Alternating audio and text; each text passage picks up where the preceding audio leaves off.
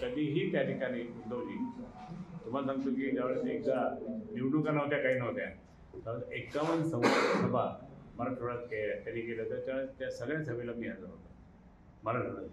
मग काय त्यावेळेस इलेक्शन होतं काय, आणि वनवन फिरतील कशाला वनवन फिरतील, आणि आमची संघटना, आमची शाखा गावागावात आहे, गल्ली गल्लीत आहे, त्यामुळे इतकी मजबूत आमचं नेटवर्क असल्यानंतर मग काय. आणि त्यांनी असं काही बोलतात हे वनवन, आणि तुम्ही काय करता मग, हे तर हे फिरत नाही का सगळीकडे, गल्ली गल्लीत चाललंय, वार्डावार्डात चाललंय, तिथे लोकांना सांगायला लागले.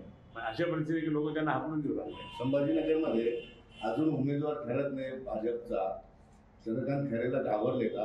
दुसरा प्रश्न त्याला जोडून असा आहे की ते या ठिकाणी मोदीच उमेदवार समजून तुम्ही कामाला लागा असं दिलेलं आहे, मोदीच उमेदवार असतील.